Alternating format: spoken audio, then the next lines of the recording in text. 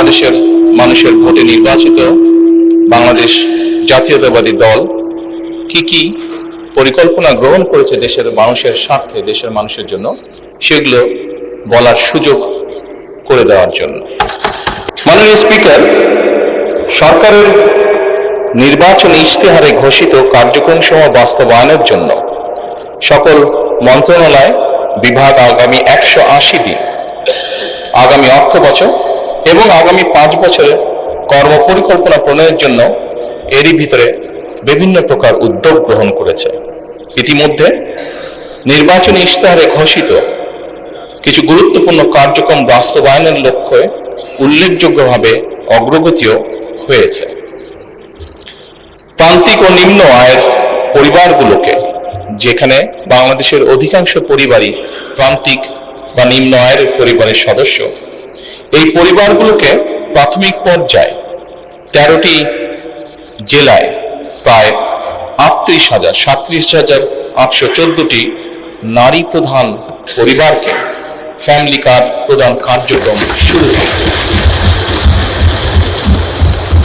মাননীয় স্পিকার, একই সাথে কৃষকের সার্বিক সুরক্ষা প্রদানের জন্য সরকার কৃষক কার্ড প্রদানের উদ্যোগও গ্রহণ করেছে।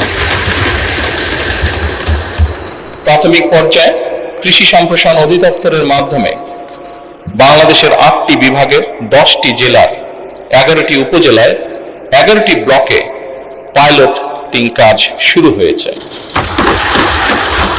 এছাড়া নির্বাচনী অঙ্গীকার বাস্তবায়নের লক্ষ্যে ইতিমধ্যে সরকার শস্য, ফসল, পশুপালন ও মৎস্য খাতে 10,000 টাকা পর্যন্ত কৃষি ঋণ এরই মধ্যে মওকুফ করেছে।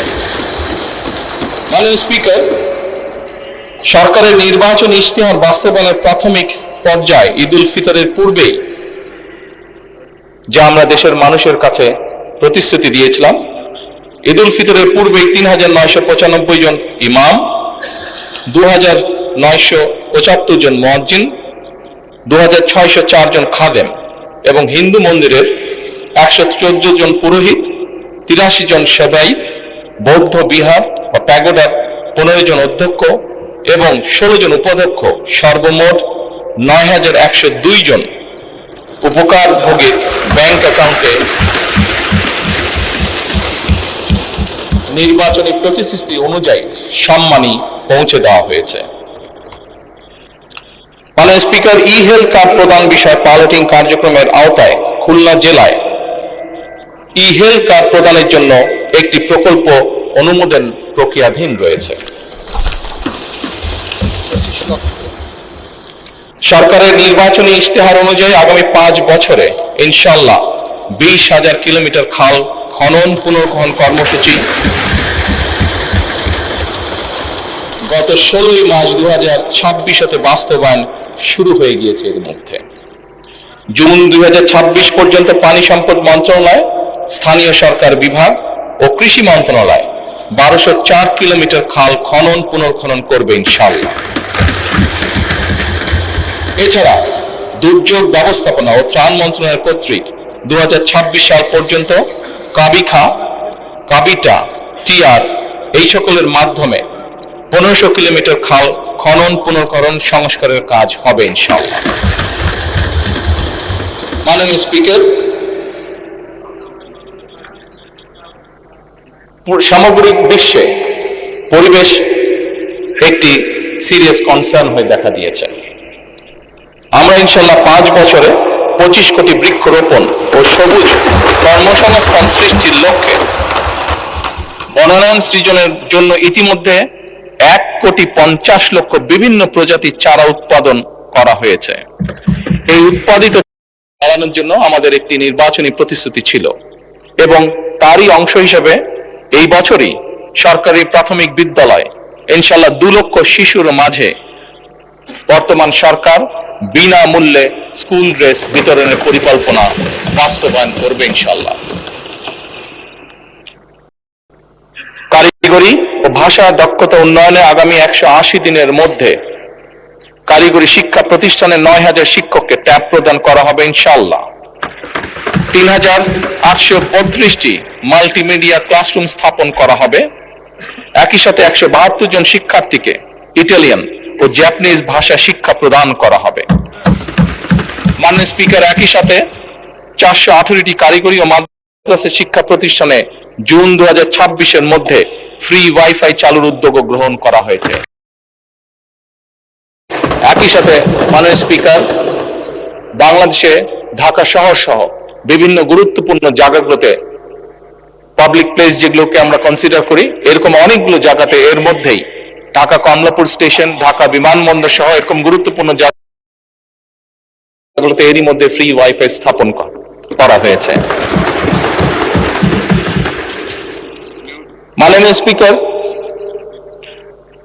আপনি নিজেও একজন খেলোয়াড় ছিলেন, বাংলাদেশের অন্যতম ফেমাস খেলোয়াড় ছিলেন, ফুটবল প্লেয়ার ছিলেন। সারা দেশের শহর এবং গ্রাম অঞ্চলে খেলার মাঠ নির্ধারণ ও অবকাঠামো উন্নয়নে কর্মকৌশল নির্ধারণের জন্য কেন্দ্রীয় পর্যায়ে এরই ভিতরে কমিটি গঠন করা হয়েছে। হাইটেক সফটওয়্যার পার্ক ও আইসিটি সেন্টার সমূহ কার্যকরভাবে পরিচালনার জন্য এবং বাংলাদেশে আমাদের ইয়াং জেনারেশন যারা বিভিন্ন আইটিতে কাজ করে থাকে তারা যাতে তাদের আর্থিক বা যেই অর্থ তারা সঞ্চয় করে থাকে এটি যাতে স্বাচ্ছন্দ্যে তারা এই দেশে নিয়ে আসতে পারে, সেই জন্য পেপলের কার্যক্রম আরম্ভ করার কার্যকর উদ্যোগ এরই মধ্যে গ্রহণ করা হয়েছে এবং এর জন্য একটি কমিটিও গঠন করা হয়েছে। মাননীয় স্পিকার, নির্বাচনী ইশতেহারকে প্রাধান্য দিয়ে বেতন কাঠামো আদায় জাতীয় ক্রীড়াবিদদের জন্য, যা আপনি নিজেও আমি বিশ্বাস করি অ্যাপ্রিশিয়েট করবেন মাননীয় স্পিকার, এরই ভিতরে ক্রীড়া ভাতা চালু করা হয়েছে।